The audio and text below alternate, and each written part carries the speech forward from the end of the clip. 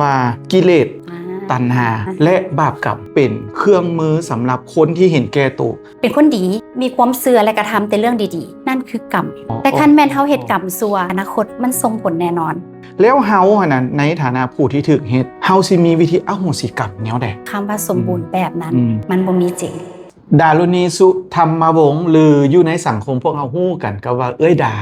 ผู้ที่มีปรัชญาในการใช้ชีวิตได้แบบอ่อนโยนนุ่มนวลหลายโดยเฉพาะการรักษาสุขภาพจิตก็ดีสุขภาพกายก็ดีถ้ามองว่าบทสนทนามื้อนี้น่าจะเป็นบทสนทนาที่มีประโยชน์ให้แก่กับผู้หญิงหลายๆคนอยู่ในสังคมเฮาโดยเฉพาะผู้หญิงผู้ที่ว่ากำลังปักจมอยู่ในอดีตผู้ที่ว่าบ่สามารถเดินต่อไปข้างหน้าได้ผู้ที่บ่ฮู้จะไปทางซ้ายหรือทางขวาดีมื้อนี้เฮาจะพามาดีฟทอล์กกับดาผู้นี้เนาะสบายดีสบายดีคือเฮาฮู้กันหั่นน่ะทุกมื้อนี่หั่นน่ะมีหลายคนเนาะกำลังจมปักอยู่ในอดีตผู้ที่มีความคิดที่ว่าโอ้เสียใจพังทลายอยู่กับอดีตเนาะผู้คนเหล่านั้นหั่นน่ะเขาเจ้าบ่สามารถลุกขึ้นมาได้เพื่อเดินหน้าต่อชีวิตของเขาเจ้าได้ถ้ากลุ่มคนเหล่านั้นน่ะย่างเข้ามาแล้วขอคำปรึกษาจากนะจะให้คำปรึกษาเขาเจ้าในรูปแบบใดๆเพื่อให้ชีวิตเขาเจ้าสามารถเดินหน้าไปได้คือกับนี่นะเอาว่าง่ายๆซะกะแรกๆกะสิบอกเขาเจ้าว่า take time ก็คือว่าให้เวลากับตัวเองก่อนเนาะว่าทุกสิ่งทุกอย่างมันต้องใช้ระยะเวลาแม่นและสำคัญก็คือสิ่งที่อยากบอกเขาเจ้าว่าก็คือว่าเดี๋ยวมันก็ผ่านไปตัวนี้ดีเนาะแม่นเดี๋ยวมันก็ผ่านไปทุกสิ่งทุกอย่างเกิดมาบนโลกใบนี้บ่มีอีหยังคงทนและก็ถาวรแม้กระทั่งความเสียใจแม้กระทั่งความเสียใจความดีใจก็อยู่กับเฮาแป๊บเดียวเวลาที่เฮาดีใจเฮาก็เสพสุขไปแต่เวลาที่เฮาเสียใจเฮาต้องกลับมาถามตัวเองว่าเฮาได้เรียนรู้หยังกับบุคคลคนนี้กับสถานการณ์นี้ที่จะเฮ็ดให้เฮาเปลี่ยนเป็นคนใหม่ในเวอร์ชันที่ดีก่อนเก่าโอ้ตัวนี้ดีเนาะตัวนี้ดีเนาะในตลอดระยะเวลาที่ผ่านมาเฮาเชื่อว่าเจอกับมรสุมชีวิตหั่นแหละเนาะคนเฮาเกิดมาจนฮอดปัจจุบันเฮาเชื่อว่าไผก็เคยเจอเบิดต่างแล้วบทเรียนมันแตกต่างกันไปด้านยากด้านง่ายแตกต่างกันไปมีวิธีรักษา mindset ของนะคิดแนวใดให้มันเป็น positive thinking หรือว่า mindset ที่เป็นเบื้องให้เฮามีพลังบวกได้แนวใดอันนี้สำหรับตัวเองเนาะก็จะเป็นคนที่บอกตัวเองเสมอว่าเฮาเป็นคนที่คิดบวกเพราะว่าอย่างการคิดบวกบ่แม่นการที่เฮาเพิกเฉยต่อปัญหาการคิดบวกบ่แม่นการที่เฮาละเลยต่อเหตุการณ์นั้นแต่การคิดบวกมันคือการที่เฮากลับมาตั้งสติว่าสิ่งนี้มันเกิดขึ้นเฮาอยู่นิ่งๆก่อนเพื่อให้ตะกอนก็คือให้น้ำมันนิ่งให้ตะกอนมันตกลงมาให้เห็นปัญหาที่แท้จริงว่าปัญหาที่แท้จริงนั้นแม่นหยังแล้วเฮาค่อยมาแก้ทีหลังถ้าปัญหานั้นมันบ่แม่นของเฮาตัวอย่างเนาะก็ปล่อยมันไปแต่ถ้าว่าปัญหานั้นมันเกี่ยวกับเฮาแล้วมันสามารถเป็นบทเรียนเป็นความรู้เฮาสามารถเอามานำใช้ปรับใช้กับตัวเองได้มาสอนตัวเองใหม่ว่าเฮาควรพัฒนาตัวเองขึ้นแบบใดเฮาสินิ่งได้จังได๋สมมุติเนาะน้องอกหักสมมุติว่าน้องอกหักหักแฮงผู้นี้แล้วมื้อใดมื้อนึงหั่นน่ะเฮารู้สึกเสียใจกับสิ่งที่เฮาคาดหวังกับเขาแล้วมันบ่เป็นไปตามสิ่งที่เฮาอยากเนาะมันว่ากิเลสตัณหานะสิเฮ็ดจังได๋ว่าให้ทำใจนะเฮาสิเฮ็ดแนวใดคันเว้าโดยทั่วไปแล้วเนาะคันแม่นเป็นคนที่บ่ได้ฝึกกายฝึกจิตมานะมันก็สิยากหน่อยนึงเนาะสำหรับครั้งแรกของทุกคนในเรื่องการพัดภาคจากลาสูญเสียอันนี้เชื่อแน่นอนว่ามันก็จะค่อนข้างกินบ่ได้นอนบ่หลับอยู่แล้วแหละเพราะตัวเองเคยผ่านมาก่อนหน้านี้แล้วแต่ว่าสิ่งหนึ่งที่เฮ็ดให้ดากลับมามีสตินั่นก็คือการปล่อยวางจากปัญหาที่มันเกิดขึ้นเฮาเข้าใจเฮาบ่หนีจากปัญหาแต่เฮาพยายามเข้าใจกับปัญหาที่มันเกิดขึ้นนั่นก็คือคำถามกลับมาถามตัวเองว่าเฮาได้เรียนรู้หยังกับปัญหานี้กับวิกฤตนี้ที่เฮาจะพลิกแพลงมันขึ้นกับความเชื่อและกับมุมมองของเฮานำถ้าเฮาอยากเป็นคนใหม่ที่สดใสแล้วบัดนี้สมมุติว่า ในช่วงเวลาที่ชีวิตเนาะในช่วงเวลาชีวิตที่มันขมขื่นนะเอ้ยเฮาอะนะหรือว่าเอ้ยมีวิธีดึงสติกลับขึ้นมาแนวใดสมมุติเฮาฟุ้งซ่านจังซี่นะน้องเห็นหลายได้เฮาเห็นหลายในในโซเชียลก็ดีอยู่ในหนังก็ดีเฮาก็เชื่อว่ามันมาจากชีวิตจริงคันผิดหวังน่ะมันฟุ้งซ่านมันคุมตัวเองบ่ได้เฮาสิดึงสติเฮาตอนนั้นกลับมาแนวใดเอ้ย ตอนนั้นแบบ ตอนที่มันฟุ้งซ่า ตอน น ที่มันฟุ้งซ่านเลย บ่ บ่ฮู้คิดหยังเลยแม่นบ่สำหรับตัวเองแล้วเนาะก็คือเอาตัวเองไปออกกำลังกาย โอเค แม่น แล้ว ก็เพราะว่าการออกกำลังกายเวลาเฮาไปออกทุกครั้งนะเฮาจะรู้สึกว่าสารแห่งความสุขมันหลั่งโดพามีนหลั่งเอนโดรฟินหลั่งเฮ็ดให้เฮาผ่อนคลายเฮ็ดให้เฮาผ่อนคลายจากปัญหาที่มันเกิดขึ้นเนาะแล้วก็บางเทื่อก็ไปนั่งโง่ๆอยู่ออนเซ็นแต่กี้ตัวเองยังบ่ได้มีออนเซ็นเนาะก็คือเอาตัวเองไปนั่งโง่ๆอยู่ออนเซ็นของคนอื่นเวลาที่ไปกรุงเทพเวลาที่ไปต่างประเทศเพราะว่าเฮาคิดว่าการถึงเฮาจะไปนั่งโง่ๆก็ตามแต่ว่าเฮาก็ยังได้การผ่อนคลายจิตใจแล้วก็ได้การผ่อนคลายร่างกายได้สุขภาพพร้อมก็ใช้เวลากับตัวเองให้มันหลายขึ้นแม่นเฮาพยายามใช้เวลากับตัวเองกลับมาฮักตัวเองเฮ็ดกิจกรรมใดก็ตามที่มันเป็นการบอกฮักให้กับตัวของเฮาเองหลายคนเอ้ยเวลาเจอสถานการณ์แบบนี้หั่นนะบ่เว้าว่าฮอดออกกำลังกายเด้อออกจากเฮือนนี่หั่นน่ะก็ยังบ่มีจิตใจออกแล้วหั่นน่ะสิเฮ็ดแนวใดเอ้ยพอให้คำแนะนำได้บ่ก็อีกวิธีหนึ่งเนาะที่อยากแนะนำก็คือว่าในตอนนั้นแน่นอนเฮาอยู่กับตัวเฮาเองบ่ได้อยู่แล้วแหละเฮาต้องอยากซอกหาหมู่ซอกหาสังคมเพื่อต้องการคนที่มาใช้เวลากับเฮาให้เฮาได้ลืมเรื่องปัญหานั้นๆเนาะอันนี้สำคัญก็คือเฮาก็ต้องได้เลือกหมู่นำหมู่ที่เฮาไปเล่นหมู่ที่เฮาไปเที่ยวนำแต่ว่าหมู่เฮาก็จะมีหลายประเภทเนาะแต่ว่าหมู่ที่ให้วิธีคิดดีๆให้ mindset ดีๆเฮาก็เลือกเก็บเลือกฟังมีสติในการรับฟังแล้วก็มานำใช้ย้อนไป2คำถามก่อนนะน้องค่อนข้างมักคำนี้กับคำว่ากิเลสตัณหาและบาปกรรมมันมาเคียงคู่กันเนาะพวกนี้เนาะมันมาติดก้นกันมานะคิดว่าสิ่งเหล่านี้นะมันเป็นสิ่งเครื่องมือของพระเจ้าที่เอาไว้เพื่อลงโทษมนุษย์บ่หรือว่ามันเป็นเครื่องมือสำหรับคนที่เห็นแก่ตัวเอาไว้มาบักหน้าเพื่อเฮ็ดกระทำความผิดเอากิเลสตัณหามาแล้วว่าโอ้ย้อนกิเลสตัณหาเนี่ยค่อยจังเฮ็ดจังซั่นไปจังซี่นะคิดว่าแนวใดกับคำพวกเหล่านี้คั่นอันที่จริงเนาะคนเฮาหั่นน่ะมันเกิดมาพร้อมกิเลสอยู่แล้วแหละมันเกิดมาพร้อมความอยากอยู่แล้วซึ่งกิเลสหั่นน่ะมันบ่แม่นว่ามันบ่ดีได้มันมีตัวที่มันดีพร้อม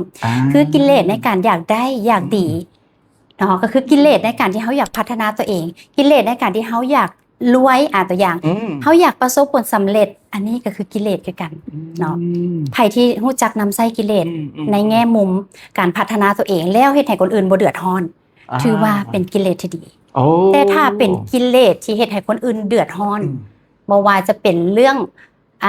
ลักทรัพย์ว่าง่ายๆซะก็คือผิดศีล5ศีล8นั่นแหละอันนั้นแหละเป็นอย่างพระพุทธเจ้าเพิ่นจะค่อยสอนว่าให้มนุษย์เฮามีศีล5ศีล8ที่จริงนะศีลเป็นเรื่องปกติของมนุษย์ซึ่งเพิ่นเอามานะพระพุทธเจ้าเพิ่นเอาคำนี้ขึ้นมาย้อนว่าหยังย้อนฮู้ว่าคนเฮามีกิเลสกันทุกคนคันไผปฏิบัติศีล5ศีล8นี้ได้แสดงว่าคนเฮาเป็นคนปกติธรรมดาแต่ถ้าไผที่ปฏิบัติบ่ได้คำว่าพระเจ้าหั่นนะมันคือตัวเฮานี่แหละในมุมมองของดาได้แม่นพระเจ้าคือพลังงานในตัวเฮาคนที่เฮาเป็นถ้าเฮาเป็นคนที่เป็นคนดีเป็นคนที่มีความเชื่อและกระทำแต่เรื่องดีๆนั่นคือกรรมดีของเฮาแต่คันแม่นเฮาเฮ็ดกรรมชั่วกะกรรมนั้นแม่นมื้อนี้มันอาจจะบ่ออกผลเนาะแต่อนาคตมันส่งผลแน่นอน 100% อันนี้บ่มีไผหนีได้จากกรรมแม่นอันนี้ในมุมมองที่ตัวเองตั้งปฏิฐานตัวเองเลยว่าชาตินี้ที่เฮามีสติเฮาจะประพฤติแต่กรรมดี โอเคเฮาเชื่อแล้วแหละแล้วว่ามันแม่นแท้มันมีกับคำว่ากรรมตามสนองมันมีเนาะ แม่น บัดนี้สมมุติว่าเฮาลงไปแล้วเนาะหรือว่าหลายคนที่ว่าเฮ็ดกิเลสที่บ่ดีไปแล้ว แน่นอนกรรมมันมาเนาะเฮาก็เชื่อว่าทุกคนเฮามีเนาะอยู่ในนี้แล้วบัดนี้บ่ว่าเป็นกรรมที่เฮาเฮ็ดให้ผู้อื่นได้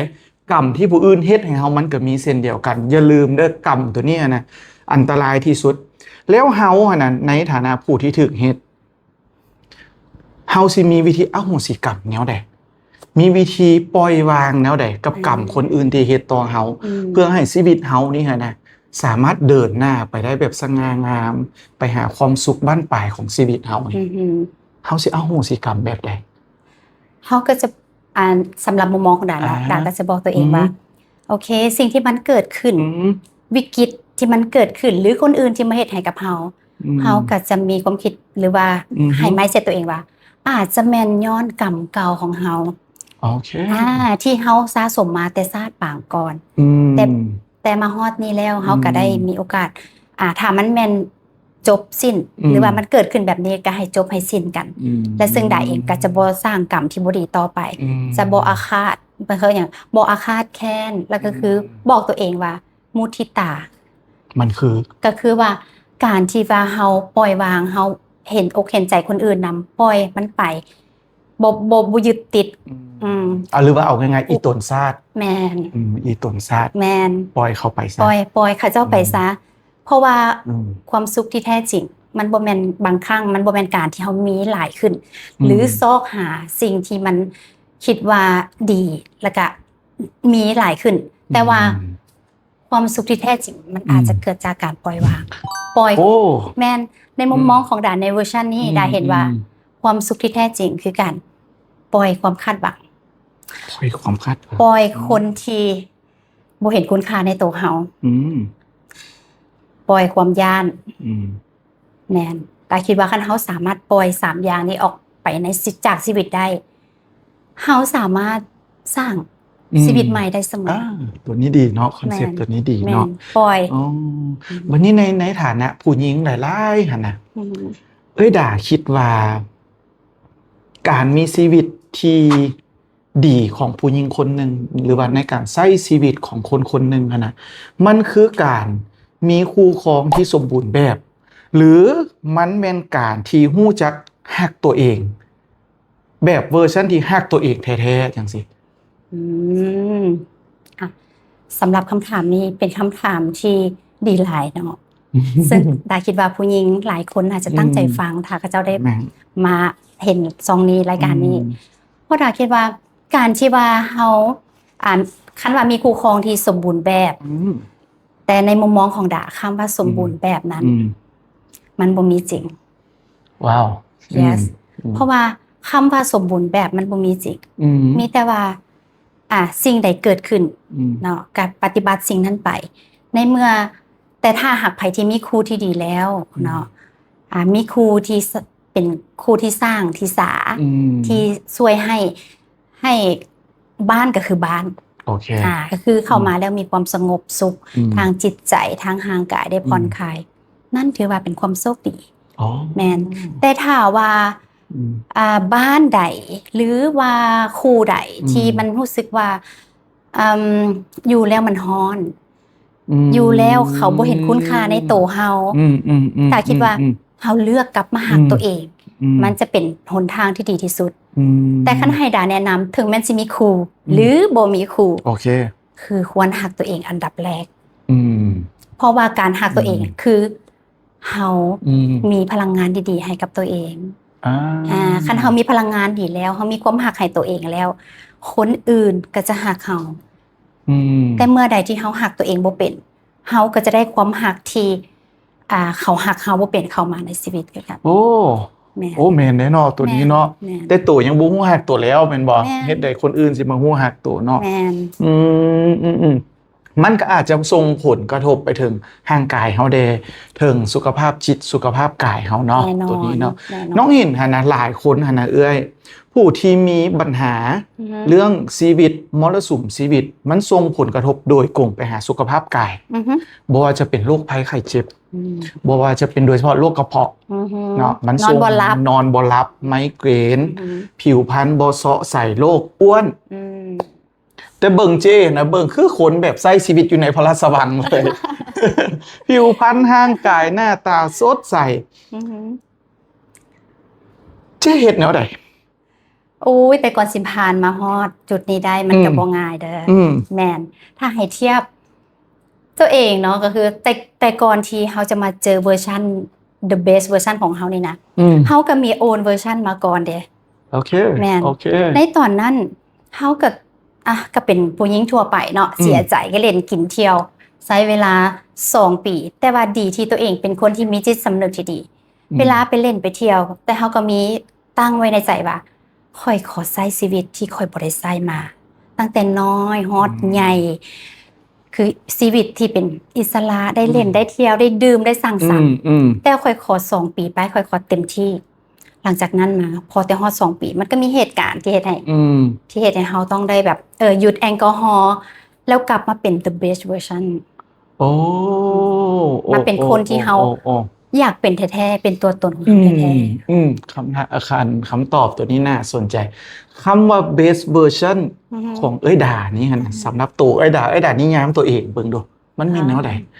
โอเค ขั้นก่อนที่จะมา best version เนาะฉันขอไป own version ก่อน โอเค โอเค อืม คำว่า own version ก็คือว่า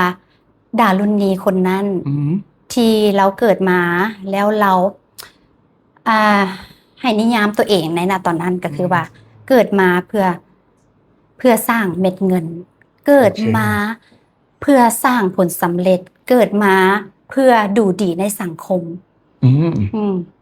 ซึ่งก็ขึ้นว่าบ่ผิดเด้ กับบ่ผิดที่จริงมัน อ่า กับบ่ได้ผิด อันนั้นคือเวอร์ชันเก่า อืม เนาะที่คันให้เทียบก็คือว่าเป็นการที่เฮามีกิเลสหลาย อืม ที่เฮาอยากได้อยากดี อืม อยากเด่นอยากดัง อืม เพื่อให้สังคมยอมรับมันดีได้ อ่า ที่จริงมันดี อ่า เพราะว่าดาเห็นพ่อเป็นไอดอล โอเค อ่า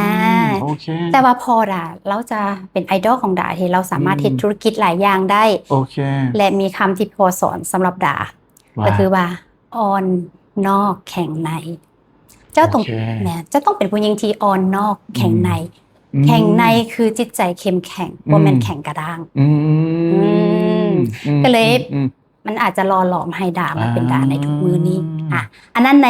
own version เนาะ มา new version ดู ทีนี้ ว่า มา new version นั่นคืออ ม the best version โอเค อืม ดาให้นิยามใหม่กับตัวเอง อืม ก็คือดาเกิดมาเพื่อเรียนรู้ อืม สร้าง อืม ส่งต่อ เฮียนฮู้สร้างและส่งต่อ อืม อ๋อโอเค หรือว่าเรียนรู้เติบใหญ่แล้วก็ส่งต่อ โอเค นั่นก็คืออ ม let's go to ground โอเค ถ้าแปลออกมาเป็นภาษาอังกฤษ อืม ปล่อยเพื่อที่จะเติบโต อืม Let's go to ground ว้าว อันนี้ดีเนาะเฮาเชื่อว่าผู้หญิงหลายคนนะก็อาจจะมีปรัชญาในการใช้ชีวิตของตัวเองเนาะแต่ลองเอาเวอร์ชันเฮาก็คิดว่าเวอร์ชันของไอ้ดานะทั้ง old version new version ก็ดีเบิดต่างแต่ว่าเฮาซีมันเหมาะสมกับเฮาแบบใดแล้วความสุขของเฮานะอยู่จุดใด คือเมื่อกี้นะไอ้ดาบอกว่าสร้างเฮียนฮู้สร้างแล้วส่งต่ออคือในตอนนี้ปัจจุบันนะเนาะคือไอ้ดาก็มาเป็น best version ของไอ้ดา น้องเห็นเอ้ยดาก็รักษาสุขภาพรักษาแวดล้อมของเอ้ยเลยได้ดีหลายเฮาก็ว่าโอ้ new version ของเอ้ยนี่น่าสนใจวันนี้มีคำถามหนึ่งที่ว่าค่อนข้าง อยากส่งต่อให้ผู้หญิงหลายๆคนเนาะบอนที่ว่าผู้หญิงในยุคนี้ค่ะนะควรออกไปไปหาเฮ็ดธุรกิจบ่หรือว่าควรเป็นแบ็กอัพให้ครอบครัว อ่า อันนี้ก็ได้2มุมมองเนาะ คือว่าในมุมมองแรก อืม สำหรับดาแล้วเนาะก็คือเฮาควรมีเงินเป็นของตัวเอง ควรมีเงิน ควร เป็นของ มี ตัวเอง เวียก อืม คือควรสร้างคุณค่าให้กับตัวเอง โอเค ด้วยการที่เฮาบ่ต้องไปหยังก็อาศัยแต่ ครอบครัวหรือว่าพ่อบ้านเนาะ โอเคอืม แต่ถ้าไผที่แบบว่าโอเคตกลงกันได้ครอบครัวที่รู้สึกว่าอบอุ่นครอบครัวที่รู้สึกว่าปลอดภัย โอเค ก็สามารถเป็นแบ็กอัพให้กับผู้ชายได้แต่คันให้ด้วยไอเดียของตัวเองแท้ๆเนาะเฮาคิดว่าการที่เฮามีทุกอย่างเป็นของตนเองมันคืออิสรภาพอิสรภาพทางด้านการเงินเวลาความคิดการเป็นของเฮาทุกอย่างเฮาบ่ต้องเกรงใจไผแต่เฮาถึงแม้นบ่เกรงใจแต่เฮาก็เฮ็ดในสิ่งที่ถูกต้องเนาะเคียงคู่กันนี่หลังจากถ้าเฮามีอิสรภาพทุกสิ่งทุกอย่างบ่ว่าจะเป็นเบื้องการเงินแนวคิดนี่หยังก็ตามแต่นะแล้วผู้หญิงยุคนี้น้องเห็นหลายคนถือเบากับการเล่นกีฬาถือเบากับการรักษาสุขภาพคิดว่าแนวใดว่าผู้หญิงควรเล่นกีฬาหรือบ่โอ้อันนี้ในมุมมองของดาเนาะที่ผ่านมาแล้วควรโอเคเพราะว่าอย่างอย่าลืมได้ผู้ชายตอนเขาเจ้าเลือกเฮาหั่นนะเขาเจ้าก็เลือกตอนที่เฮายังงามแม่นบ่ล่ะบ่แม่นว่าได้ครอบครัวมาแล้วปล่อยให้ตัวเองตุ้ยเอ็ดเป็ดอัดปาดหรือว่าแบบอย่างบ่มีความสดใสคือแต่กี้แล้วและที่สำคัญนะการรักษาสุขภาพบ่แม่นเพื่อแต่ตัวของเฮาเองได้เพื่อคนที่เฮารักนำแม่นเพื่อสามีเพื่อลูกตัวอย่างเนาะคันเฮาเจ็บป่วยมาไผที่ต้องเป็นภาระเฮาต้องเป็นภาระให้กับสามีต้องหาเงินได้มารักษาตัวเฮาแม่นบ่แล้วทีนี้คันไผที่มีลูกใหญ่แล้วลูกเฮ็ดเวียกหรือลูกสิไปเรียนต่อต่างประเทศซะแต่ว่าแม่บ่สบายต้องได้เสียสละบ่ได้เรียนต่อกลับมาเฝ้าแม่เนาะอันนี้ก็เป็นอันน่ะเป็นแต่ว่าการรักษาสุขภาพเนี่ยเป็นเบสพื้นฐานของคนเฮาทุกคนโอเคเฮาควรให้ความสำคัญที่จริงอะไรมาทั้งเบิดทั้งมวลน่ะบัดสุดท้ายของชีวิตคือหยังชีวิตมันบ่อันสำคัญที่สุดถูกต้องแม่นบ่ถึงแม้สิไล่มาว่าโอเคข้อยอยากประสบผลสำเร็จเรื่องนี้ข้อยอยากได้เงินเรื่องนี้ข้อยอยากมีความสัมพันธ์แบบนี้แต่สุดท้ายคือสุขภาพคันสุขภาพพังแม่นบ่ทุกอย่างพังถูกต้องคิดว่ากีฬาใดที่มันสามารถฮีลทั้งใจสามารถฮีลทั้งร่างกายได้ในทุกมื้อนี่คันในทุกมื้อนี้จากประสบการณ์ตัวเองเนาะและจนเกิดมาเป็นธุรกิจนี่ก็ต้องเป็นพิลาทิสแหละมันเป็นเท่าใดมันฮีลเท่าใดเพราะว่าการเล่นพิลาทิสเนาะมันบ่ได้แค่การที่เฮาฝึกร่างกายโอเคแต่ว่าเฮาต้องมีสมาธิมีสติอยู่ในตอนนั้นเพราะว่าเฮาจะเปลี่ยนท่วงท่าตลอดคันไผที่ใจลอยก็จะเฮ็ดบ่ทันหมู่แล้วแล้วก็จะเฮ็ดบ่ถูกและครูน่ะจะฮู้เลยว่านักเรียนผู้นี้มีปัญหาทางเรื่องครอบครัวมีปัญหาทางเรื่องจิตใจเพราะเรา follow บ่ตามหมู่และก็ยังมีหลายเคสที่ก่อนหน้านี้มาแล้วเป็นโรคซึมเศร้าหรือว่าเป็นเขาหยังกับภาวะที่แบบบ่ยิ้มบ่หัวเลยนะบ่มีความสุขนะเดี๋ยวนี้ก็เปลี่ยนเป็นคนละคนดีขึ้นนำหมู่ทันเวลาเล่นคลาสเนาะแม่นแล้วก็มีใบหน้ายิ้มแย้มแจ่มใสมาเจอครูกับเว้าจามวลกีฬาที่เว้าพิลาทิสที่ว่าเฮาอยู่ถึงอุปกรณ์แล้วมันมีเสือกมีหยังช่วยเฮาดึงเฮายืดหั่นเนาะอันนั้นมันพิลาทิสเนาะแม่อันนั้นมันพิลาทิสมันจะได้ทั้งความยืดเหยียดของร่างกายและก็การสร้างกล้ามเนื้อให้กล้ามเนื้อคงอยู่เพราะว่าเฮาใส่สปริงเป็นตัวใส่แหงตาแม่โอเคมันเคียงคู่กับการเล่นกีฬาเฮาก็เชื่อว่า1ศาสตร์ที่บ่เว้านี่บ่ได้คือการฟื้นฟูร่างกายเนาะหลังจากเล่นกีฬามาแล้วจังซี่นอกจากว่าเฮาได้สุขภาพจิตสุขภาพกายได้เบิดทุกอย่างแล้วแน่นอนกล้ามเนื้อเฮามันอ่อนล้าเนาะจะมีวิธีใดที่ว่ารักษาหรือว่าฟื้นฟูมันบ่อันนี้คือแนะนำเลยต้องออนเซ็นหรือไอซ์บาร์ในการซ่อมแซมกล้ามเนื้อที่มันพังไปหรือว่าที่มันถึกที่ว่าเฮาใส่แฮงแล้วเห็นให้มันมีกล้ามเนื้อฉีกขาดอันนี้แม่นวิธีของดาเลยในการที่เมื่อใดที่เฮาเล่นหนักเนาะไปแช่เย็นแช่ร้อนก็เอิ้นว่าคอนทราสต์บาร์ โอเค มันจะซวยลงฮ้อน มันจะซวยเฮ็ดให้หลอดเลือดขยายเลือดไปแล่นทั่วร่างกาย เซลล์ต่างๆได้ไปซ่อมแซมทุกส่วนของร่างกาย โอเค แล้วเจ้าคิดว่าเฮาสินุ่มขึ้นบ่ แน่ สมพรเนาะ ส่วนไอซ์บาร์ก็คือเป็นการกระตุ้นเซลล์ต่างๆ คือการเผาผลาญไขมันสีขาวที่เป็นไขมันบ่ดีเป็นไขมันสีน้ำตาลเป็นไขมันดี เพื่อมาเป็นเตาเผาให้กับร่างกายของเฮา โอเคอันเว้าเรื่องเซออนเซนนี่เฮาเข้าใจเฮาเห็นภาพไปเซอุ่นมันผ่อนคลายมันรีแลกซ์แต่ว่าเซตัวน้ำก้อนนี่นะเอ้ยเฮาเชื่อว่าหลายคนเฮ็ดบ่ได้เนาะลงไปน้อยนึงแล้วขึ้นรถมันเจ็บมันปวดมันแทงคันผู้อยากเริ่มหรือว่าอยากได้มันเอิ้นว่าอยากได้ประโยชน์จากการเซน้ำเย็นหั่นนะควรเริ่มต้นแบบใดเริ่มต้นไปหาโค้ชก่อน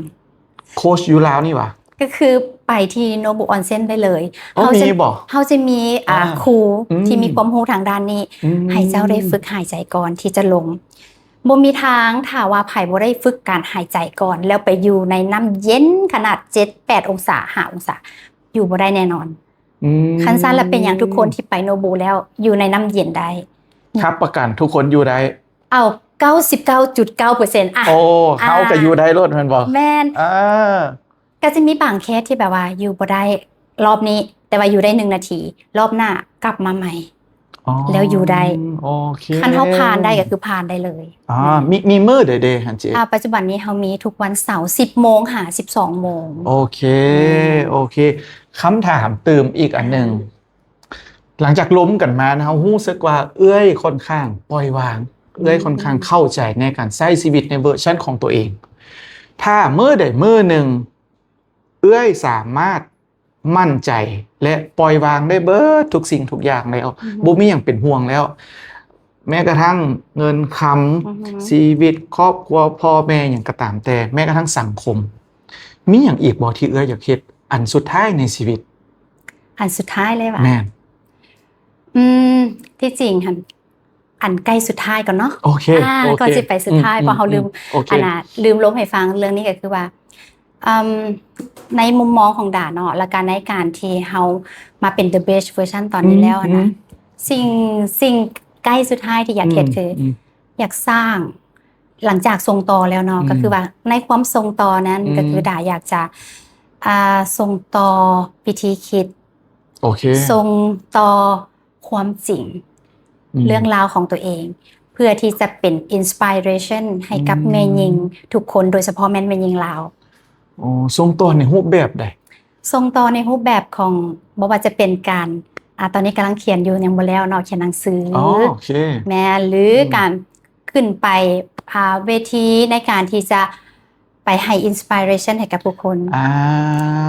คันเว้าง่ายๆคือปัจจุบันนี้ธุรกิจที่ดาเฮ็ดขึ้นมาทั้งเบิดบ่แม่นเพียงแค่ความสำเร็จทางธุรกิจเท่านั้นแต่มันแม่นพื้นที่ดาจะได้ไปแบ่งปันให้คนเฮาแม่นบ่ว่าจะเป็นเรื่องcommunity ที่ว่าดาสร้างขึ้นมาเนาะเรื่องของ Pilates Club เวียนเทียนหรือว่าเรื่องของ Live DNA Podcast แม่นมันก็เป็นพื้นที่ที่ดาจะสร้างไว้ส่งต่อสารที่เป็น inspiration ให้กับแม่หญิงลาวเฮาทุกคนถ้าฟังแล้วมันแบบเกิงๆคือว่าเอ้ยกำลังสิตัดสลูเลยได้นี่นะเอ้ยบ่ได้ไปบวชติบ่ได้ขึ้นไปบวชติบ่อันนี้จริงๆมันก็มีแวบๆมามันมีแวบๆมันเป็นเท่าใดเพราะว่าเฮาคิดว่าความสุขที่แท้จริงหั่นนะมันคือความสงบโอเคอันนี้เห็นดีนะแม่นทีนี้ถ้าเฮาอยู่ในโลกของธุรกิจอยู่ในโลกของมนุษย์ทั่วไปเนาะที่ว่าสังคมทั่วไปมันก็จะเป็นความรู้สึกว่าบ่ผ่อนคลายรู้สึกต้องได้ผลักดันตัวเองอันนั้นแหละก็คือว่าเฮาช่วงนี้เฮาออกมาสร้างส่งเพื่อที่จะส่งต่อแต่ในอนาคตเฮาก็บ่ฮู้ถ้าว่าเฮาตอนนั้นจิตใจเฮาเปลี่ยนไปเฮาอยากสัมผัสอีกในมุมหนึ่งในการที่หาความสงบอีกมิติหนึ่งซึ่งแม่นเพราะว่าอย่างลูกแต่ละคนก็มีพอดูแลแล้วตัวอย่างเนาะถ้าอนาคตบ่มีแม่แล้วที่ให้ห่วง ธุรกิจสามารถส่งต่อให้กับลูกหลานญาติพี่น้องแล้วเขาก็อันนั้นก็คืออีกเรื่องหนึ่งอาจจะได้ลงกับสามีค่ะถ้าสามีว่าโอเคค่ะปล่อยให้ไปหรือว่าเขาก็จะได้เลือกในเส้นทางนั้นแต่ตอนนี้ก็ยังบ่ให้คำตอบเถื่อเนาะจ้า ก็คือสิบ่ปล่อยดอกตี้เนาะ บ่แน่ในโลกนี้บ่มีอีหยังแน่นอนสุดท้ายนี่เจมีหยังอยากฝากให้น้องๆได้บ่หรือว่ามีหยังอยากฝากให้สังคมเฮาได้บ่โดยเฉพาะตีวงเล็บคือแม่หญิงลาวจะเป็นวัยรุ่นก็ดีกลางคนก็ดีสำหรับที่อยากฝากถึงแม่หญิงลาวก็คือว่าเรื่องราวของดามันอาจจะเป็นเพียงแค่แสงไฟน้อยๆที่จะไปจุดประกายให้ทุกคนได้เห็นช่องทางที่จะเอาตัวเองลุกขึ้นมาให้หักตัวเองขึ้นหลายคนเก่าและเป็นโอกาสว่าตัวเองจะสามารถลุกขึ้นมาสง่างามได้สิ่งที่สำคัญที่ดาอยากฝากไว้ก็คือว่าหักตัวเองให้เป็นเห็นตัวเองให้ได้แล้วเขาจะดึงดูดทุกอย่างเข้ามาหาเขาได้ง่ายได้